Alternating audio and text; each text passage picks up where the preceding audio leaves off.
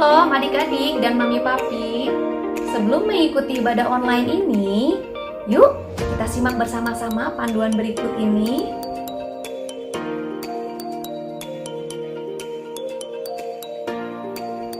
Mohon bimbingan mami papi saat anak-anak mengikuti ibadah online ini. Adik-adik, Tuhan hadir dimanapun, termasuk di rumah kita sendiri loh. Adik-adik, jangan lupa persiapkan Alkitabnya ya. Dan adik-adik sudah siap dengan pakaian yang rapi dan sopan, seperti sedang beribadah di sekolah minggu. Tetap semangat dan antusias mengikuti setiap instruksi dari kakak-kakak ya. Adik-adik, bebas berekspresi dalam memuji dan menyembah Tuhan. Selama mengikuti ibadah, adik-adik tetap fokus dan tidak melakukan kegiatan yang lainnya. Siapkan hati dan sikap yang terbaik untuk Tuhan Yesus. Selamat beribadah. Halo adik-adik, selamat datang di sekolah minggu. Sebelum kita mulai ibadah kita doa dulu yuk. Kita lipat tangannya, tutup matanya, mari kita berdoa. Tuhan Yesus, terima kasih untuk kesempatan hari ini. Terima kasih Tuhan, biar Engkau yang memberkati. Kami mau mendengarkan, kami mau memuji dengan penuh semangat. Dalam nama Tuhan Yesus yang siap mengikuti ibadah hari ini, kita sama-sama katakan amin. Adik-adik yang di rumah, karena Tuhan Yesus sudah mati buat kita, jadi kita memilih untuk mengikuti Tuhan Yesus, mengikuti firman-Nya, mentaati firman Tuhan, tidak hidup berdasarkan keinginan kita lagi, tapi apa yang Tuhan inginkan buat hidup kita. Jadi kita sama-sama nyanyiin lagu Pilihanku. Adik-adik yang di rumah, kita sama-sama gerak yuk. Kalian bisa ikutin gerakan kakak. Kita sama-sama menari, memuji bagi Tuhan. Katakan, Kau Tuhan yang mulia. Kau Tuhan yang mulia, turun ke dunia untuk tebus segala dosa. Kau beri kesempatan, kasih-Mu mengubahkan. Jika ku akui semua dosaku, maka Kau adalah setia dan adil. Kau akan mengampuni dan sucikan dari segala yang jahat. Siap-siap. Tak mau ku hidup lagi dunia ini lagi. Tak ingin kompromi, tak ingin lakukan hal yang dapat bukakan hatimu. Tak mau ku hidup di luar untuk kata firman-Mu yang telah bebaskanku. Yesus, Kau benar-benarku adalah pilihanku.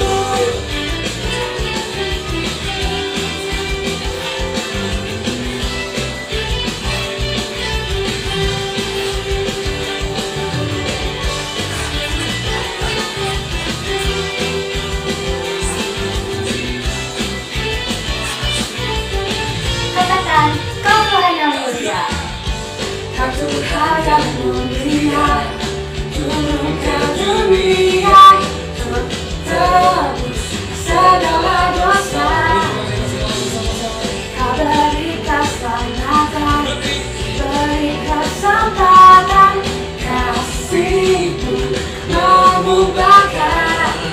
Jika ku akui semua dosaku, maka Kau adalah setia dan adil. Kau akan mengampuni dan suci.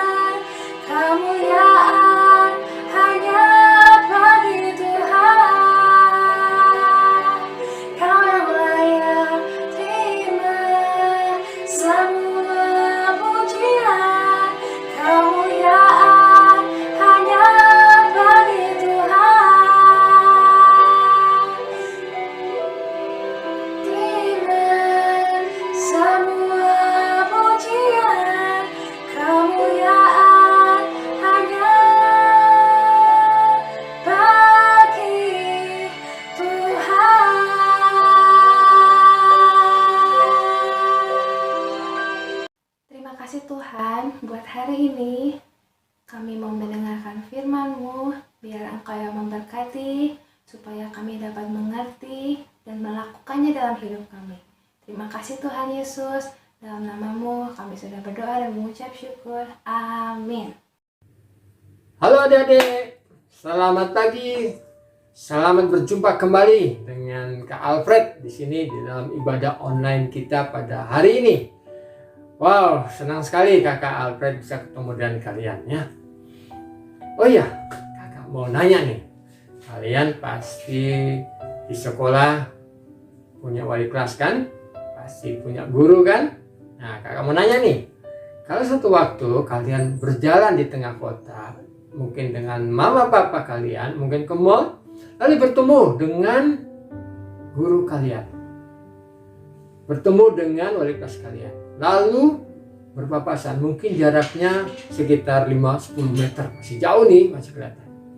Kakak yakin dari jarak jauh pun pasti kalian pasti bicara, "Mah, itu mama, itu guru kami mah, Pak, itu guru kami, itu wali kelas kami." Kenapa? Karena kalian pasti sudah mengenal dengan baik guru kalian, mengenal dengan baik suaranya, mengenal dengan baik wajahnya, karena bertahun-tahun bersama-sama dengan dia kan. Nah, sehingga engkau tidak akan lupa dengan guru atau wali kelas kalian. Apalagi kalian sudah bertemu dekat, ngobrol, pasti dah nggak akan mungkin lupa, nggak akan mungkin tidak ingat. Pasti kalian memastikan bahwa itu adalah wali kelas guru kalian. Nah, itu biasa, itu memang wajar sebagai seorang murid mengenal gurunya. Tapi tahu nggak, ada kejadian bahwa seorang murid yang sudah bersama dengan gurunya itu selama bertahun-tahun bersama-sama, tapi suatu kejadian bertemulah mereka, ngobrollah mereka, tapi ternyata muridnya tidak mengenal gurunya. Kok bisa Kak? Ya memang bisa. Kenapa? Kok bisa begitu? Ya, itu ada dalam cerita di Lukas 24 ayat 13 sampai 34 ya.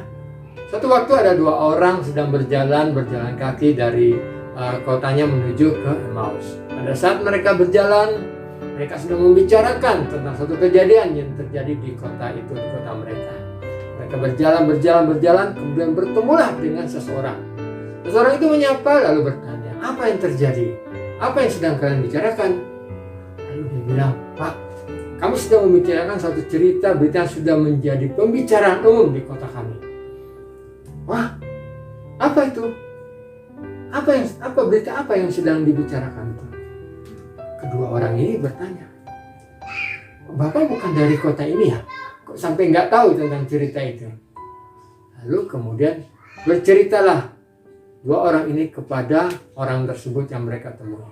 Mereka bercerita tentang bagaimana Yesus, guru mereka yang mereka harapkan menjadi Mesias bagi umatnya, umat Israel. Pada hari ketiga, pada saat dia dikuburkan, ternyata tidak ditemukan tubuhnya dalam kuburan.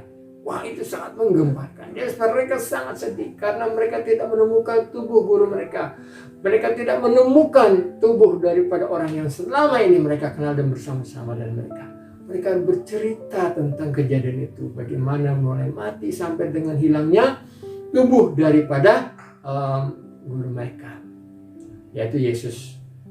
Dan mereka bercerita kepada orang itu dengan wajah muram, wajah yang sedih, ya, karena guru mereka sangat mereka sayangi dan mereka cintai guru mereka. Orang ini terus mendengarkan apa yang diceritakan oleh kedua orang ini.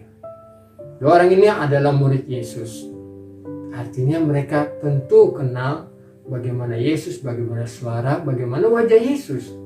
Nah, tapi mereka tidak sadar bahwa mereka sedang berbicara dengan Yesus sendiri. Yesus yang mereka ceritakan, yang mereka kabarkan bahwa tubuh Yesus sudah hilang, tubuh Yesus sudah tidak ada lagi dikubur, mungkin diambil orang. Mereka tidak sadar mereka sedang bercerita tentang Yesus di hadapan Yesus sendiri. Jadi orang itu adalah Yesus. Dia sedang berbicara, sedang bertanya dengan kedua muridnya. Dan anehnya, kedua orang murid ini tidak mengenal dia. Jadi mereka mengobrol, bercerita panjang lebar tanpa mengetahui bahwa orang ini adalah Yesus sendiri. Aneh ya? Tapi itulah kejadiannya. Jadi sepertinya mata mereka seperti ditutup, seperti ada suatu selubung bungkus yang menutup mata mereka, sehingga mereka ngobrol seperti tidak melihat orang itu, sehingga mereka tidak kenal. Mereka terus berbicara sampai akhirnya orang Yesus diajak makan ke rumah mereka di mana berkumpul juga murid-muridnya. Mereka ngobrol, di rumah pun mereka ngobrol, masih belum kenal, masih belum memahami, masih belum tahu bahwa itulah Yesus.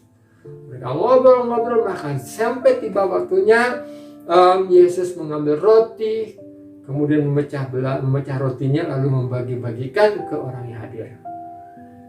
Dan tahu nggak, pada saat Yesus membagi-bagikan roti, kedua murid Yesus itu memperhatikan Yesus. Mereka melihat, pada saat mereka memberikan waktu untuk memperhatikan Yesus, tidak berpikir lain, tapi melihat Yesus yang sedang memecah belah roti dan membagi-bagikan kepada yang lainnya, tiba-tiba mereka teringat, bukankah itu seperti yang Yesus guru kita lakukan sebelum disalibkan pada saat perjamuan malam? Mereka teringat. Lalu mereka menyadari, tiba-tiba mereka menyadari bahwa orang ini adalah Yesus, ini adalah guru kita. Pada saat mereka menyadari ada sukacita, mereka menyadari bahwa ternyata Yesus guru mereka hadir di tengah-tengah mereka. Tapi sayang sekali, pada saat mereka baru menyadari Yesus guru mereka ada di tengah-tengah mereka, mereka melihat ternyata Yesus sudah menghilang, tidak ada di tempat mereka. Tapi walaupun Yesus sudah tidak terlihat di tempat mereka, mereka tetap bersukacita, mereka tetap bersorak. Wah, kenapa? Karena mereka akhirnya menyadari bahwa Yesus guru mereka, Yesus yang selama ini mereka kira hilang, ternyata hidup kembali. Hidup dan hadir di tengah-tengah mereka. Mereka mengerti bahwa apa yang diceritakan oleh rekan-rekan yang pernah melihat di kuburan itu benar adanya, bahwa Yesus hidup. Dan itu membuat mereka bersukacita. Mereka senang sekali bahwa Yesus yang mereka cari, mereka rindukan selama ini ternyata hidup dan ada di tengah-tengah mereka. Akhirnya mereka melihat, menyadari bahwa Tuhan sudah ada di tengah-tengah mereka. Wow, mereka merasa sukacita, mereka bersorak-sorak di antara mereka. Tidak lagi muram, tidak lagi wajah yang sedih karena tidak mengetahui tentang keberadaan tubuh Yesus. Dan mereka sekarang tidak lagi berduka. Dan mereka bersukacita karena apa? Karena mereka tahu Yesus hidup. Nah, adik-adik, cerita singkat ini memberikan kita pelajaran yang bagus. Pelajaran pertama, cerita ini menyatakan bahwa berita tentang kebangkitan Yesus, bahwa Yesus itu hidup adalah benar adanya. Kesaksian dari cerita ini menyatakan bahwa Yesus benar hidup dari antara orang mati. Dan dia hadir di tengah-tengah mereka sehingga ada roh sukacita di dalam diri mereka. Nah, yang kedua, dari cerita ini kita belajar bahwa kita perlu memberikan perhatian kepada Tuhan. Jadi perhatikan bahwa pada saat mereka berbicara dengan Yesus, mereka tidak memberikan perhatian kepada Yesus. Mereka tidak memberikan waktu mereka hanya memikirkan tentang hilangnya Yesus, tapi mereka tidak mengarahkan pikiran mereka, perhatian mereka kepada Yesus, sehingga mereka tidak kenal Yesus. Akibatnya mereka tidak merasakan kehadiran Tuhan, tidak merasakan bahwa Yesus hadir di tengah mereka, sehingga mereka terus bermuram durja, mereka merasakan sedih terus. Tapi pada saat mereka menyadari bahwa Yesus hadir, mereka baru teringat, oh iya, pada saat tadi kita ngobrol, sebenarnya kita seperti merasakan sukacita, seperti merasakan bergelora dalam hati kita. Tapi itu tidak dirasakan karena pikiran mereka kepada masalah mereka. Mereka tidak menyadari karena mereka tidak memberikan perhatian kepada tidak memperhatikan orang yang sedang mereka ajak bicara dengan sungguh. Pikiran mereka tidak tertuju kepada Yesus yang sedang mereka bicara. Pikiran mereka ada di mana-mana, ada di kuburan yang hilang, ada di guru mereka yang sayangi yang tidak tempat bertanya macam-macam. Nah, adik-adik, kalian perlu memiliki perhatian, menyediakan waktu untuk memberikan perhatian kepada Yesus. Kenapa? Supaya kalian bisa merasakan kehadiran Tuhan dalam hidup kalian. Kalian bisa merasakan bagaimana Tuhan hadir, Tuhan ada bersama dengan kalian. Di saat kapanpun, di saat keadaan apapun, kalian merasakan dengan benar, dengan yakin, dengan perasaan kalian bahwa Tuhan hadir di tengah-tengah kalian. Saat kalian sedang mengerjakan ujian, sedang menghadapi ujian, yang sebentar lagi akan ujian, kalian merasakan bahwa oh ya, Tuhan ada bersama dengan aku saat sedang mengerjakan. Pada saat kalian sedang sedih, pada saat kalian sedang membutuhkan penghiburan, kalian merasakan. Karena kalian memiliki hubungan pribadi dengan Tuhan, memiliki waktu dengan Tuhan, kalian dekat dengan Tuhan, maka kalian merasakan seolah Tuhan hadir di tengah-tengah kalian, menghibur kalian. Pada saat kalian takut, nah seperti minggu kemarin ada yang saya pada saat takut, lalu kalian merasakan takut gelap, takut hantu. Tapi kemudian karena kalian kenal Tuhan kalian merasakan, menyadari bahwa Tuhan hadir di tengah-tengah kalian, maka kalian punya iman dan kuasa bahwa Tuhan hadir dan memberikan kekuatan. Jadi kalian harus memberikan waktu dan perhatian kepada Tuhan. Apa maksud memberikan waktu dan perhatian kepada Tuhan? Kalian harus dengan antusias memberikan waktu untuk berdoa kepada Tuhan. Kalian menyediakan waktu yang khusus untuk Tuhan untuk berdoa. Pada pagi hari bangun pagi, sediakan waktu untuk Tuhan berdoa. Sediakan waktu untuk membaca Alkitab. Sediakan waktu untuk beribadah. Sediakan waktu untuk bersekutu dengan teman-teman yang lain. Sediakan waktu untuk menyembah, beribadah dengan orang tua, untuk mengenal Tuhan. Nah, itu adalah cara kita memberikan perhatian kepada Tuhan kita.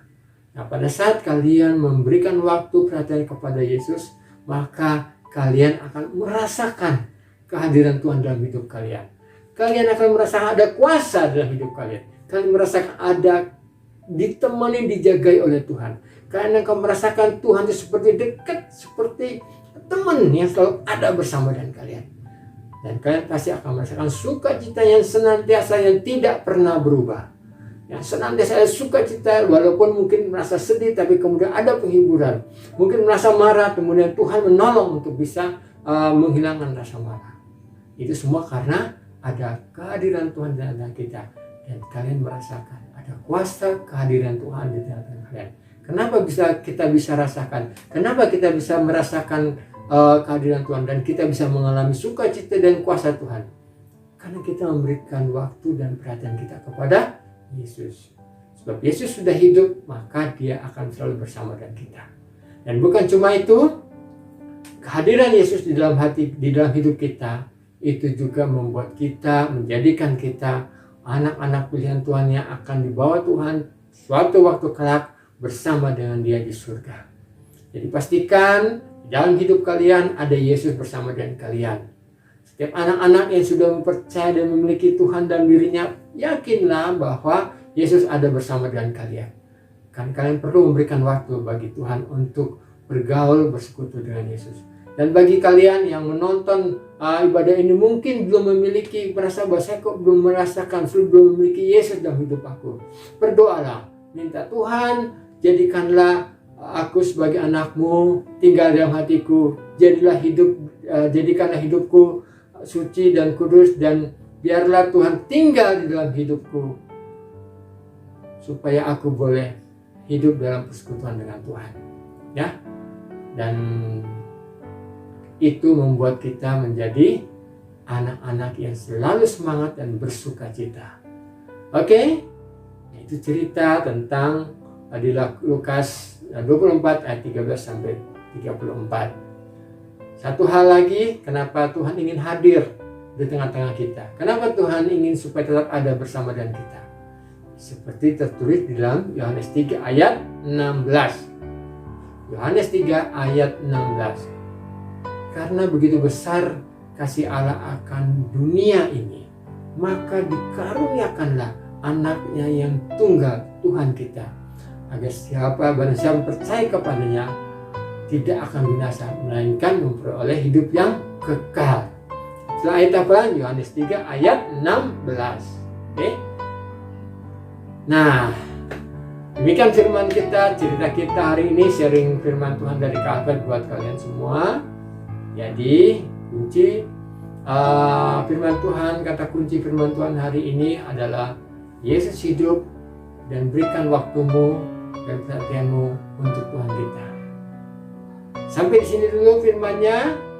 Tetap semangat, tetap sehat, dan tetap bersekutu dengan Tuhan kita. Bye, Tuhan Yesus memberkati.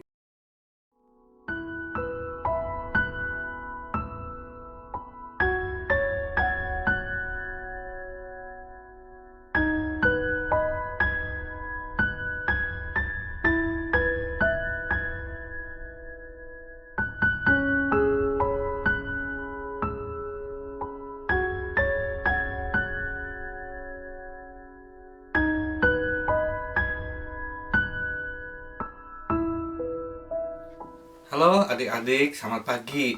Kak David akan menyampaikan fakta sejarah, bukti-bukti tentang kematian Tuhan Yesus dan kebangkitan Tuhan Yesus, bahwa semuanya itu benar-benar terjadi. Ya, yang pertama adalah Tuhan Yesus disalibkan. Ya, pada zaman dahulu memang hukuman untuk orang jahat adalah hukuman salib. Orang yang matinya disalibkan, dia akan sangat menderita. Ya, dia bukan hanya sakit badannya, fisiknya, tetapi dia diolok-olok, dipermalukan karena dipertontonkan di muka umum. Yang kedua adalah Bukit Golgota. Bukit Golgota tempat Tuhan Yesus disalibkan. Bukit Golgota terletak di kota Yerusalem. Tuhan Yesus sambil memikul salib harus mendaki Bukit Golgota ini, ya, untuk disalibkan. Bukit Golgota disebut juga sebagai Bukit Tengkorak, karena disitulah tempat orang-orang mati disalibkan. Adik-adik, sejak Tuhan Yesus disesah, dicambuk, harus memikul salib, kemudian disalibkan, banyak orang yang melihatnya, karena semuanya dilakukan di muka umum, ya. Banyak orang yang menyaksikannya, dan mereka mengetahui bahwa itu adalah Yesus. Adik-adik, ini ada pasukan Romawi, mereka memastikan benar-benar kalau Tuhan Yesus benar-benar sudah mati. Ya, Tuhan Yesus kakinya tidak dipatahkan karena mereka melihat Tuhan Yesus sudah mati.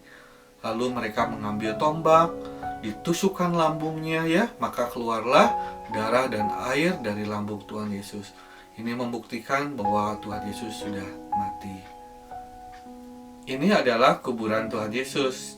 Kuburan Tuhan Yesus milik Yusuf Arimatea, terbuat dari gunung batu yang digali, ya. Kemudian dibuat pintunya, kemudian dibuat batu besar sebagai penutupnya, batu yang sangat berat, ya. Kemudian ketika Tuhan Yesus telah mati, kemudian diturunkan dari salib, dikafani dan membaringkannya di kubur ini. Adik-adik, setelah Tuhan Yesus dikuburkan, pintunya ditutup dengan batu yang sangat besar dan disegel, dimeterai, dikunci, ya. Kemudian para penjaga, para serdadu Romawi menjaga kuburan itu siang dan malam. Sekarang kakak akan menyampaikan fakta kebangkitan Tuhan Yesus, ya. Adik-adik, bukti yang pertama adalah kubur yang kosong, ya. Batu yang besar sudah terguling dan di dalamnya tidak ada mayat Tuhan Yesus lagi, karena Tuhan Yesus sudah bangkit seperti yang dijanjikannya pada hari yang ketiga dia akan bangkit. Yang kedua adalah bukti kain kafan dan kain peluh, ya. Kain peluh itu penutup wajah Tuhan Yesus. Kain peluh itu tergulung rapi dan kain kafan tergeletak di kuburan Tuhan Yesus, ya. Adik-adik, ketika Tuhan Yesus bangkit, semua para penjaga Romawi ketakutan, ya. Jadi para prajurit Romawi menjadi saksi apa yang sudah terjadi di kuburan Tuhan Yesus. Ada seorang malaikat turun dari langit, itu yang membuat mereka takut.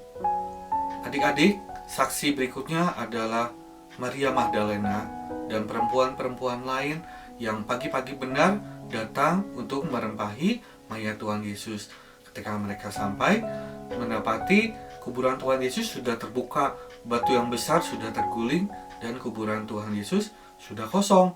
Mereka menjadi kaget, ya.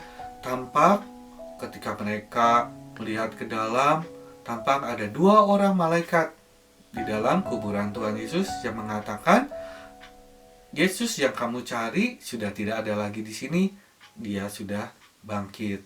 Kemudian ketika Maria Magdalena menengok ke belakang, ternyata Tuhan Yesus yang sudah bangkit mendatangi Maria. Adik-adik, bukti Tuhan Yesus hidup, Tuhan Yesus menampakkan diri kepada murid-muridnya yang lain. Ketika mereka sedang berkumpul di Galilea, di satu ruangan yang terkunci, tiba-tiba muncullah Tuhan Yesus di tengah-tengah mereka. Ya, Tuhan Yesus bisa masuk ke dalam ruangan yang terkunci, ya, karena Tuhan Yesus sudah memiliki tubuh kebangkitan. Mereka bercakap-cakap dengan Tuhan Yesus, mereka makan bersama, minum bersama, mereka bersukacita bersama-sama melihat Tuhan Yesus sudah bangkit kembali. Bahkan ada seorang murid Tuhan Yesus, Thomas, dia mencucukkan jarinya kepada luka Tuhan Yesus, ya, luka yang ada di lambungnya, luka yang ada di tangannya. Tuhan Yesus menunjukkan semua luka-lukanya kepada murid-muridnya. Bukti yang berikutnya, Tuhan Yesus berjalan bersama-sama dengan 2 orang muridnya yang sedang berjalan ke kota Emmaus. Tuhan Yesus berbincang-bincang selama perjalanan, ya. Tuhan Yesus juga menampakkan diri kepada murid-muridnya di Danau Galilea. Tuhan Yesus berbincang-bincang dengan Petrus, dengan murid-murid yang lain, ya. Tuhan Yesus selama 40 hari menampakkan diri kepada murid-muridnya, bahkan kepada 500 orang lebih, ya, bahwa Tuhan Yesus sudah hidup kembali. Akhirnya disaksikan oleh banyak orang, Tuhan Yesus terangkat ke surga untuk menyediakan tempat untuk kita. Tuhan Yesus berjanji dia akan kembali lagi ke dalam dunia ini untuk menjemput kita, menjemput kakak, menjemput adik-adik yang percaya untuk bersama-sama dengan Tuhan di surga. Adik-adik percaya Tuhan Yesus sudah mati di kayu salib, Tuhan Yesus sudah bangkit dan hidup kembali. Adik-adik percaya? Kakak mau ajak adik-adik berdoa. Yuk. Bapa di dalam surga, terima kasih kami sudah mendengarkan firman Tuhan. Kami sudah melihat kebenaran Kau sudah mati di kayu salib, Kau sudah bangkit. Kubur yang kosong membuktikan Kau tidak ada lagi di dalam kubur, tapi Kau sudah bangkit. Tuhan, terima kasih Kau sudah mati di kayu salib untuk kami, menjadi penebus untuk kami dan adik-adik semua, untuk papi mami, untuk papa mama. Kau mati memberikan nyawamu untuk kami, Tuhan. Dan sekarang Kau sudah bangkit, suatu saat Kau akan kembali datang ke dunia ini menjemput kami semua yang mengasihi Tuhan. Kami mau setia kepada Engkau, Tuhan, melayani Tuhan, mengasihi Tuhan sampai Engkau datang kembali. Terima kasih Bapa. Di dalam nama Tuhan Yesus kami mengucap syukur. Amin. Sampai jumpa adik-adik. Tuhan Yesus memberkati.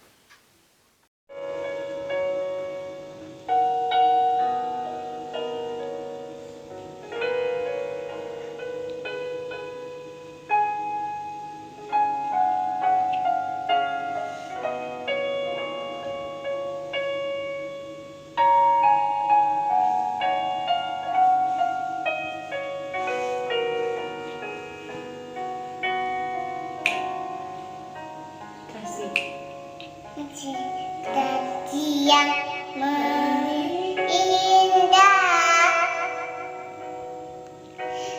hati yang mulia,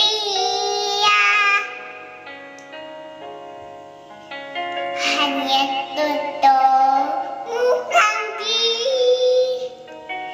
dalammu, Yesusku. Pujian dari hatiku,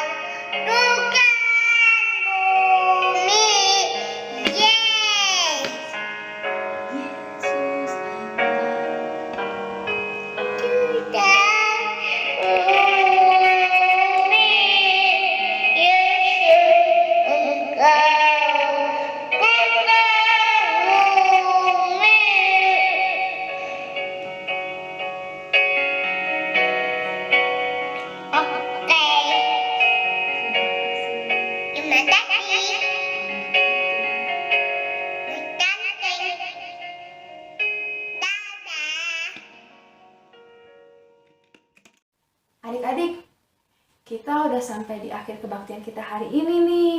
Tapi jangan khawatir, minggu depan kita sekolah minggu lagi. Nah, untuk menutup kebaktian kita hari ini, kita sama-sama doa yuk.